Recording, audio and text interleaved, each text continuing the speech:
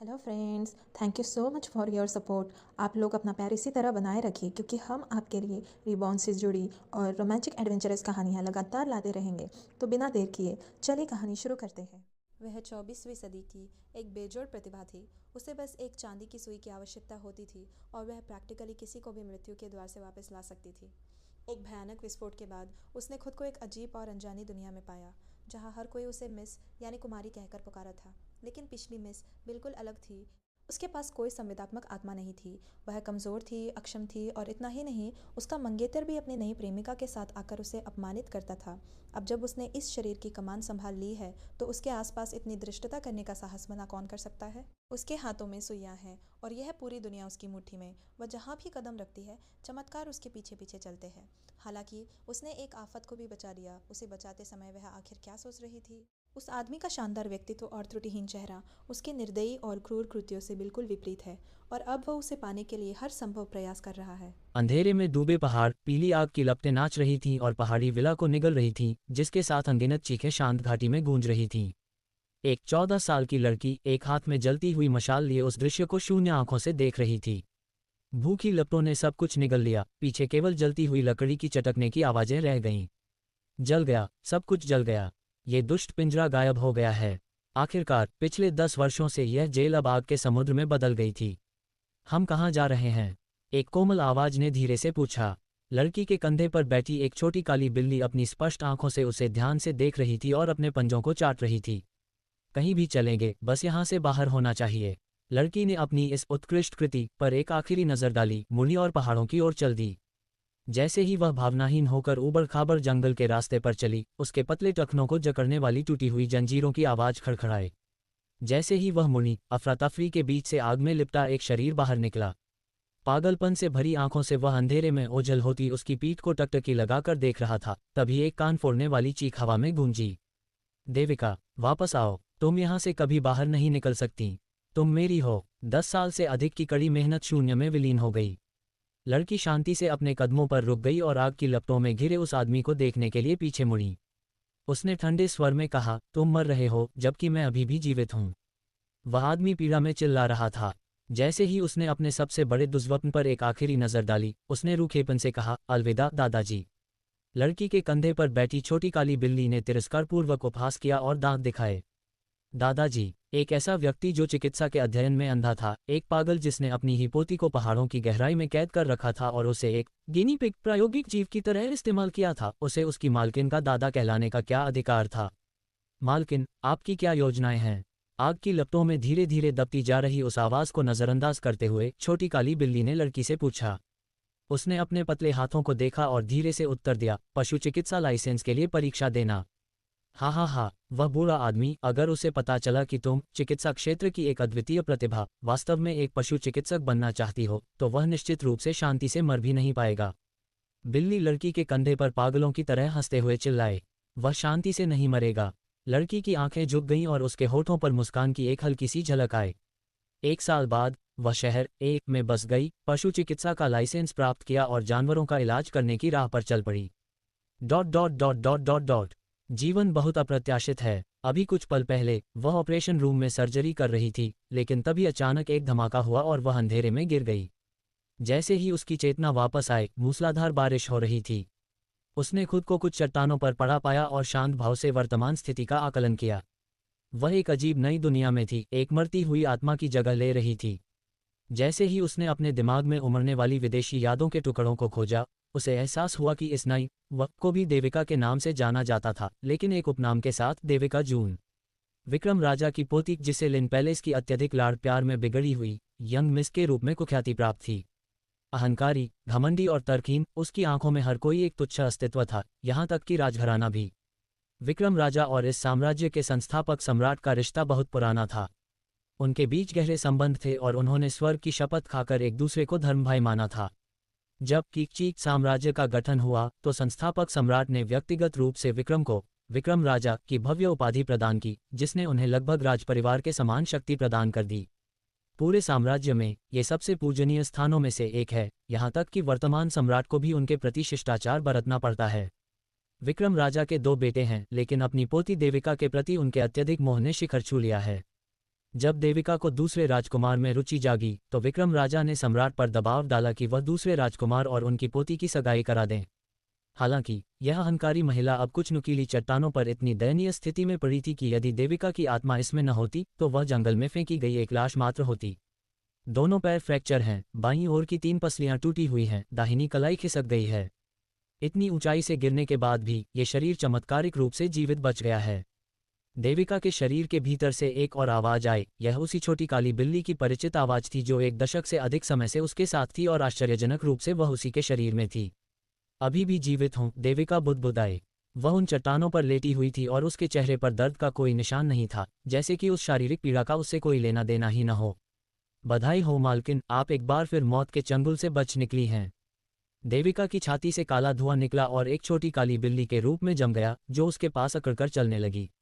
वह एक आपदा से तो बच गई थी, लेकिन अभी भी मौत के दरवाजे के करीब मंडरा रही थी। उसने महसूस किया कि उसकी ऊर्जा धीरे धीरे खत्म हो रही है क्योंकि मूसलाधार बारिश उसके शरीर पर जोर से बरस रही थी, जिससे वह कांप उठी। शरीर का तापमान और गिरने से पहले उसे जल्दी से बारिश से बचने के लिए कोई शरणस्थल खोजना था। भाग्यवश पास ही निचली चट्टानों के नीचे एक गुफा थी। अपने दोनों हाथों के भरोसे और जीवित रहने के एकमात्र विचार के साथ उसने खुद को गुफा की दिशा में घसीटना शुरू किया। पसीने और मूसलाधार बारिश में भीगे उसके फटे हुए कपड़े उसके जख्मी शरीर से लटके हुए थे। उसके पैरों के घावों से खून की लाल लकीरें रास्ते भर बनती जा रही थीं, जिन्हें उस रेंगती हुई छोटी आकृति पर बरसती बेरहम बारिश धोती जा रही थी। गुफा की ओर बढ़ते समय वह छोटी काली बिल्ली बीच बीच में उसे प्रोत्साहित करने के लिए धक्का देती रही। अपने कमजोर शरीर में बची ताकत की आखिरी बूंद को समेटते हुए उसने ये दूरी तय की। हालांकि दूरी ज्यादा नहीं थी, लेकिन यह एक धैर्य की परीक्षा थी। इतनी गंभीर चोटों और ऊबड़ खाबड़ जमीन के साथ उच्च सहनशक्ति वाले लोग भी कई बार बेहोश हो गए होते। जब वह अंततः अंधेरी गुफा में पहुंची तो उसका चेहरा मौत की तरह पीला पड़ चुका था, जिसमें कोई रंग बाकी नहीं था। ठंडी गुफा की दीवारों से सटकर आखिरकार बारिश की मार से मुक्त होकर उसने राहत की एक छोटी सी सांस ली।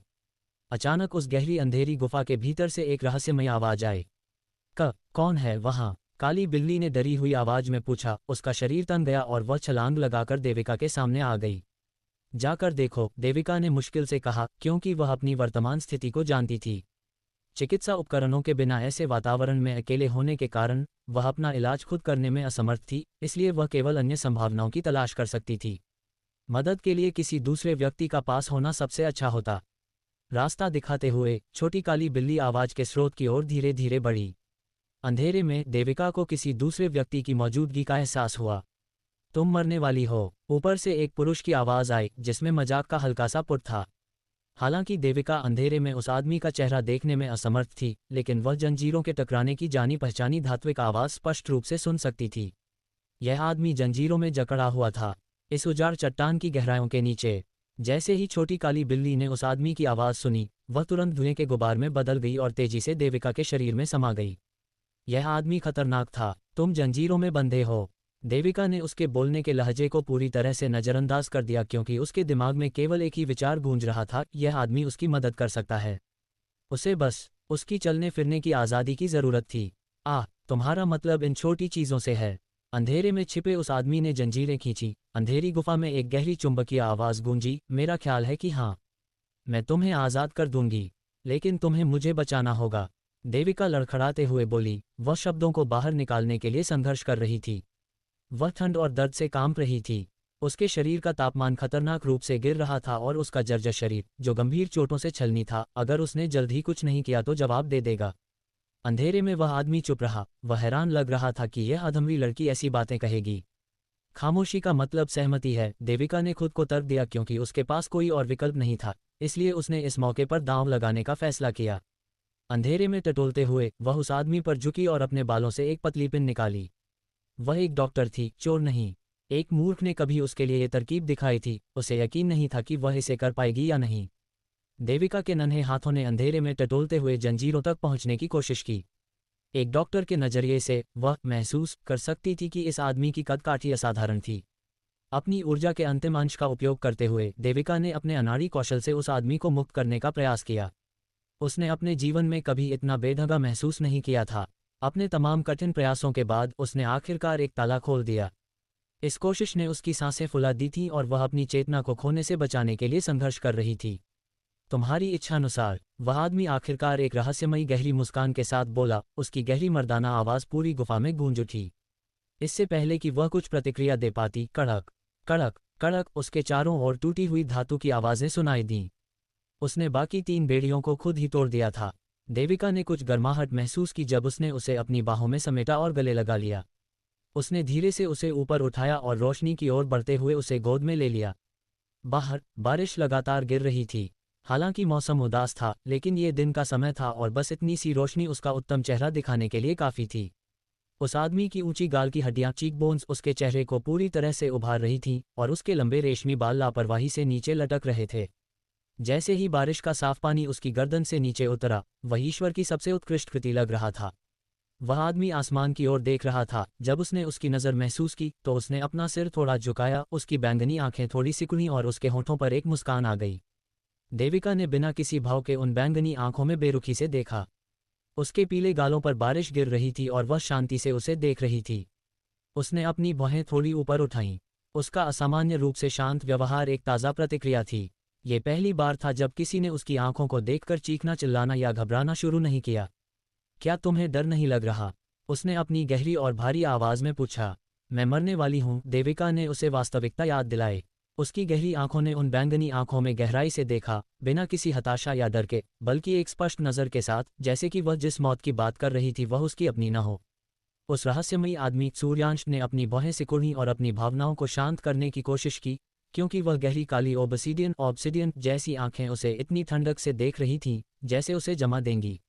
वह कितना चाहता था कि वह उसके इस शांत व्यवहार को उत्तेजित कर दे और उसकी चाल बिगाड़ दे।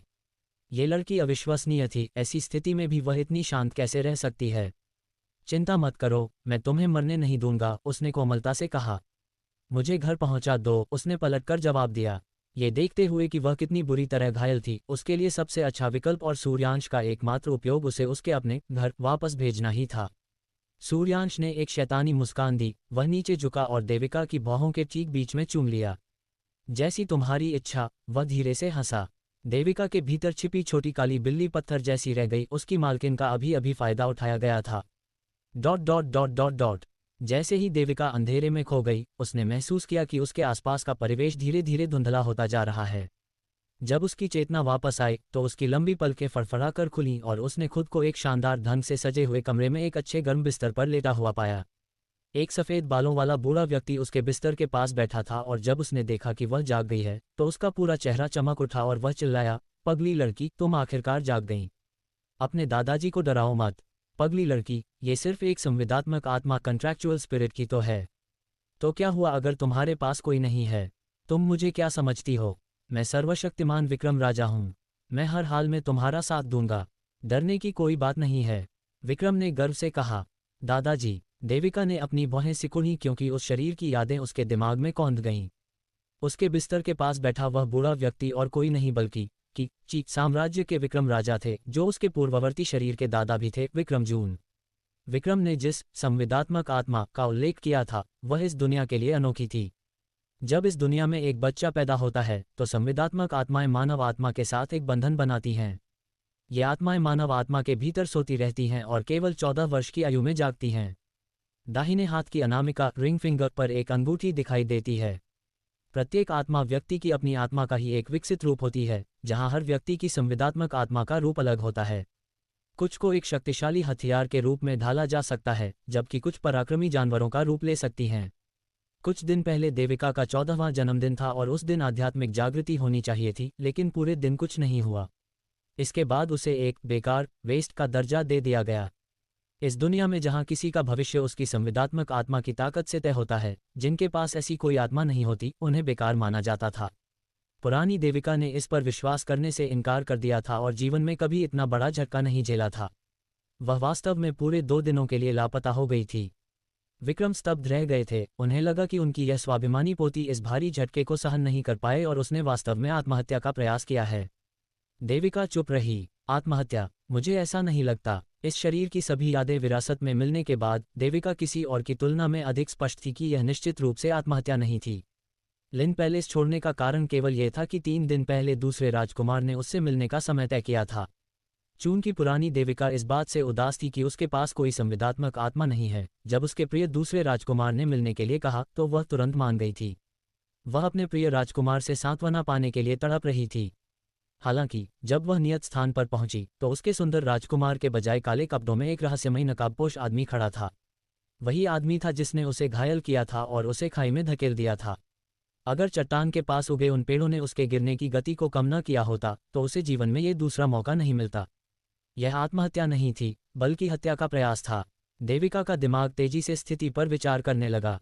वह नकाबपोश आदमी खुद दूसरा राजकुमार था या नहीं, इससे कोई फर्क नहीं पड़ता था। यह मामला निश्चित रूप से किसी न किसी तरह उसी से जुड़ा था। विक्रम राजा ने अपनी विशिष्ट सैन्य टुकड़ी रूई लिन सेना के साथ साम्राज्य की सीमाओं के विस्तार में बहुत बड़ा योगदान दिया था।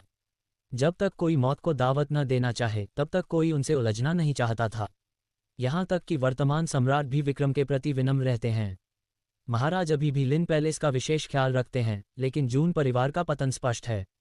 विक्रम के 2 बेटे थे, जिनमें से एक की मृत्यु हो गई और दूसरा विकलांग हो गया। पीछे बची केवल एक बेकार देविका, जिसे केवल नाक ऊंची रखना, घमंड करना आता था। जून परिवार का भविष्य अंधकार में दिख रहा था। ये कहा जा सकता है कि आज का लिन पैलेस केवल एक कागजी शेर है, क्योंकि मुख्य शक्ति विक्रम पहले ही 70 वर्ष से अधिक के हो चुके थे। इतना सब कुछ सहने के बाद, विशेष रूप से उस महायुद्ध के बाद जिसमें उन्होंने अपने बड़े बेटे को खो दिया और छोटा बेटा अपाहिज हो गया, इन सभी कठिनाइयों ने विक्रम के स्वास्थ्य को बिगाड़ दिया था। समय समय पर होने वाली बीमारियों और उनकी उम्र को देखते हुए उन्हें डर था कि उनके पास अब ज्यादा समय नहीं बचा है। हाल ही में राजपरिवार लिन पैलेस के प्रति अधिक खुले तौर पर दुस्साहस दिखाने लगा था। देविका के साथ जो हुआ वह लिन पैलेस के खिलाफ राजपरिवार की सोची समझी साजिश हो सकती थी। ये साफ है कि दूसरा राजकुमार अब लिन पैलेस को कोई अहमियत नहीं देता और उसने इतना दुस्साहस करने की हिम्मत भी दिखाए। काली बिल्ली बुदबुदाए। पहले उसे लगा था कि उसकी मालकिन ने एक अच्छे घर में जन्म लिया है, लेकिन उसे उम्मीद नहीं थी कि वह ऐसी स्थिति में फंस जाएगी जहां उसे अभी भी अपने अस्तित्व के लिए लड़ना होगा। देविका ने अपनी भौहें थोड़ी सिकुड़ी। छोटी काली बिल्ली तुरंत एक गेंद की तरह सिमट गई और अपना सिर अपने रोएदार पंजों के बीच छिपा लिया। ये देखकर कि उसकी पोती चुप है, शायद अभी भी डरी हुई है, विक्रम ने और ज्यादा टोका टोकी नहीं की। उन्होंने प्यार से देविका की ओर देखा और कहा, कोई बात नहीं, जब तक तुम वापस आ गई हो, आराम करो। अगर तुम्हें कुछ चाहिए हो तो अपने भाई को बुला लेना। भाई? देविका ने यादों को खंगाला, फिर भी उसे कोई भाई नहीं मिला। विक्रम के केवल 2 बेटे थे। बड़ा बेटा उसका पिता था, जबकि उसकी मां की मृत्यु देविका के जन्म के तुरंत बाद हो गई थी। उस घातक युद्ध में उसने अपने पिता को खूनी रणभूमि में खो दिया था और उसके चाचा गंभीर रूप से घायल होकर अपाहिज हो गए थे। सूर्यांश, अंदर आओ और अपनी बहन का ख्याल रखो, मैं थोड़ी देर के लिए बाहर जा रहा हूँ, विक्रम ने आवाज दी। दरवाजा धक्का देकर खोला गया और एक लंबे कद के आदमी की आकृति दिखाई दी। वह आश्चर्यचकित होकर अपने भाई को देखने लगी। ईश्वर की सबसे उत्तम कृति जैसा उत्कृष्ट सुंदर चेहरा और रात की तरह गहरी वे चुंबकीय आंखें। जी, वह आदमी मुस्कुराया। विक्रम ने संतोष के साथ सिर हिलाया। उन्होंने इन दोनों भाई बहनों को अकेला छोड़ने से पहले देविका को आराम करने के लिए बार बार हिदायत दी। कमरे के एक छोर पर देविका खड़ी थी और दूसरे छोर पर चकाचौंध कर देने वाला आकर्षक सूर्यांश। अगले ही पल देविका के शरीर से एक काली परछाई निकली और देविका के सामने एक छोटी काली बिल्ली खड़ी हो गई, जो बिस्तर के पास रहकर उग्रता से उसकी रक्षा कर रही थी। उसने अपना छोटा मुंह सिकोड़कर अपने नुकीले दांत दिखाए और फुफकारने लगी। सूर्यांश ने लापरवाही से उस फुफकारती हुई आकृति को देखा, फिर वह इत्मीनान से चलकर पास आया और धीरे से कुर्सी खींचकर बैठ गया। अपने पैर पर पैर चढ़ाकर बैठते हुए उसकी नज़र अंततः देविका पर टिकी। देविका ने शांति से उस आकर्षक आदमी की ओर देखा जो अपने भीतर से एक खतरनाक आभा बिखेर रहा था, वह आदमी जिसने उसका भाई होने का दावा किया था। लिन पैलेस के पारिवारिक रजिस्टर में कभी भी सूर्यांश जून नाम का कोई व्यक्ति नहीं था। कुर्सी पर बैठा यह वही आदमी था जिसे उसने उस दिन गुफा में बचाया था, लेकिन एकमात्र अंतर यह था कि उसकी गहरी बैंगनी आंखों की वह जोड़ी अब ओबसिडियन की तरह काली थी। तुमने क्या किया है? उसने ठंडे भाव के साथ पूछा और उसकी आंखों में धमकी भरे अंदाज में देखा। सूर्यांश ने अपनी ठुड्डी टिकाते हुए उसे लापरवाही से एक तिरछी नजर दी, अपनी बाहें थोड़ी ऊपर उठाईं और इस धृष्ट लड़की को देखते हुए अपने होठों को छेड़खानी भरे अंदाज में ऊपर की ओर सिकोड़ा। अपना आभार चुका रहा हूं, उसने उत्तर दिया। कोई जरूरत नहीं है, उसने पलटकर जवाब दिया। दुर्भाग्य से चुनाव तुम्हारा नहीं है, उसने उसे एक रहस्यमयी मुस्कान दी। देविका ने अपनी बाहें सिकोड़ीं। यह आदमी खतरनाक है। उसने किस तरीके का इस्तेमाल किया कि महान विक्रम राजा ने भी उसे अपना पोता स्वीकार कर लिया। तुमने मेरे लिन पैलेस के लोगों के साथ क्या किया है? सूर्यांश उसे देखकर हल्का सा मुस्कुराया और अपनी उंगलियों के पोरों पर लिपटे बालों जैसे छोटे सांप को दिखाने के लिए अपने हाथ उठाए। डरो मत, मैंने बस इन छोटी चीज़ों को उनके शरीर में जाने दिया और अस्थायी रूप से उनकी यादों में थोड़ा बदलाव किया है। मैं यहाँ किसी को चोट नहीं पहुँचाऊंगा, तुम निश्चिंत रह सकती हो। छोटी काली बिल्ली पूरी तरह से स्तब्ध थी। उसकी मालकिन ने इस बार किस तरह के राक्षस को बचा लिया था। साथ ही उन काले बालों जैसे सांप के जीवों ने उसकी सहज बुद्धि को हाई अलर्ट पर कर दिया था। वे कमज़ोर नहीं थे, वे इंसान के शरीर में प्रवेश कर सकते हैं और लोगों की यादें तक बदल सकते हैं। क्या ये बिल्ली का बच्चा तुम्हारी संवेदनात्मक आत्मा है? उसने काली बिल्ली के विभिन्न भावों का अध्ययन करते हुए मजे से पूछा। उससे तुम्हारा कोई लेना देना नहीं है, उसने उपहास किया। तुम मेरे प्रति इतनी कठोर क्यों हो, मेरी प्यारी बहन? वह धीरे से हंसा। ये जगह तुम्हारे लिए नहीं है, तुम्हारे जाने का समय आ गया है, उसने स्पष्ट किया। उसके मन में उथल पुथल मची थी। यह आदमी बहुत खतरनाक था। उसके लिन पैलेस में रहने से कुछ भी अच्छा नहीं होने वाला था। जैसे ही सूर्यांश ने अपनी आवाज़ धीमी की और मुस्कुराया, शक्ति का एक अचानक उछाल महसूस किया जा सकता था क्योंकि वे काले बालों जैसे सांप उसकी उंगलियों पर पागलों की तरह नाचने लगे। इतनी बेरहम मत बनो, तुमने मुझे बचाया है, मैं बस अपने दुश्मनों से बदला लेना चाहता हूँ। अगर तुम मेरी इस छोटी सी विनम्र विनती को भी स्वीकार नहीं कर सकती, तो मैं केवल तुम्हारे लिन पैलेस के उन लोगों के शरीर में मौजूद इन छोटी चीज़ों को नष्ट कर सकता हूँ। बस इतना है कि अगर इन्हें भीतर से जबरदस्ती नष्ट किया गया तो मुझे डर है कि उन्हें कष्ट होगा। मुझे आश्चर्य है कि लिन पैलेस का क्या होगा। क्या तुम मुझे धमकी दे रहे हो? देविका ने अपनी आंखें सिकुड़ीं। नहीं, यह एक अनुरोध है, उसने अपने होठों को ऊपर की ओर मोड़ते हुए उत्तर दिया। अनुरोध? यदि वह सहमत नहीं हुई तो वह सबको मार डालेगा। इसे अनुरोध माना जाता है। इतनी घबराओ मत, बस बात यह है कि अस्थायी रूप से मेरे पास जाने के लिए कोई जगह नहीं है। जब समय आएगा मैं स्वाभाविक रूप से चला जाऊंगा। जाने से पहले मैं तुम्हारी दयालुता का बदला भी चुकाना चाहूंगा। मैं तुम्हें विश्वास दिला सकता हूं, मैं यहाँ किसी को चोट नहीं पहुंचाऊंगा, सूर्यांश ने मुस्कुराहट के साथ कहा। जब तुम जाओगे तो क्या तुम सबको मार नहीं दोगे? उसने ठंडी आवाज में पूछा। मैं नहीं मारूंगा, जब जाने का समय होगा तो मैं तुमसे वादा कर सकता हूं कि मैं किसी को नुकसान नहीं पहुंचाऊंगा, उसने धैर्यपूर्वक उत्तर दिया। ऐसा नहीं है कि मेरे पास कोई विकल्प है, उसने अपने दांत पीसते हुए बर्फीले अंदाज में कहा। सूर्यांश ने कंधे उचका दिए। ये जानते हुए कि वह फिलहाल इस खतरनाक आदमी से छुटकारा नहीं पा सकती, उसने बस आराम करने के लिए अपनी आंखें बंद कर लीं और अब उस पर कोई ध्यान नहीं दिया। छोटी काली बिल्ली को आश्वासन मिल गया था कि इस समय उसकी मालकिन को कोई नुकसान नहीं होगा। उसने राहत की एक छोटी सी सांस ली और फुर्ती से बिस्तर पर कूद गई और देविका के तकिए के किनारे दुबक गई, लेकिन उसने अपनी सतर्कता बनाए रखी क्योंकि उसकी चौकस आंखों की जोड़ी ने एक बार भी कुर्सी पर बैठे आदमी को नहीं छोड़ा। यह आदमी बहुत बहुत खतरनाक है। यह अब तक का सबसे खतरनाक व्यक्ति है जिससे उसका सामना हुआ है। सूर्यांश ने देखा कि वह बिस्तर पर वापस सहज हो गई है और वह समझ गया कि उसने उसके इस अनुरोध को स्वीकार कर लिया है। किस्मत के एक झटके से उसने अपनी आज़ादी वापस पा ली थी। चूंकि नियति ने उसे आशीर्वाद दिया था तो वह निश्चित रूप से वह सब कुछ वापस पा लेगा जो उसने खोया था। अपना बदला लेने से पहले उसे अपनी शक्ति को फिर से शिखर तक पहुंचाने की जरूरत थी। इस बीच इस दिलचस्प छोटी लड़की से मिलना उसकी ऊब को कम कर सकता था। वह अन्य उबाऊ लोगों की तरह नहीं थी। यहाँ रुकना मनोरंजक होगा। अगले कुछ दिनों में हर तरह की दुर्लभ गोलियां और औषधियां उसके कमरे में भेजी जाने लगीं। यहाँ तक कि देश के सभी बेहतरीन डॉक्टरों को देविका के इलाज के लिए बुलाया गया। अगर उसके पास विकल्प होता तो वह अपना इलाज खुद करती। उन सफ़ेद बालों वाले डॉक्टरों द्वारा किए जा रहे इलाज को देखकर देविका अंदर ही अंदर गुस्से से कांप रही थी। वे नीम हकीम थे, वे सब के सब झोला छाप थे। अगर वह खुद होती तो ऐसी चोटों का इलाज 10 दिनों के भीतर आसानी से हो जाता, लेकिन इन डॉक्टरों के मुंह से उन सभी ने ठीक होने की अवधि 1 महीने से कम नहीं बताई थी। चूंकि उसकी चोटें इतनी गंभीर थीं कि वह खुद अपनी देखभाल नहीं कर सकती थी, इसलिए उसके पास महीने भर धैर्यपूर्वक सहने के अलावा कोई विकल्प नहीं था। इस अवधि के दौरान उसके दादाजी उसकी रिकवरी देखने के लिए हर दिन उससे मिलने आते थे। सूर्यांश शायद ही कभी आता था। जब वह अंततः अपने दम पर चलने लायक ठीक हो गई, तब सूर्यांश दरवाजे पर दिखाई दिया। तुम अब काफ़ी बेहतर दिख रही हो, वह दरवाजे के सहारे झुकते हुए धीरे से हंसा और उसे एक शैतानी मुस्कान दी।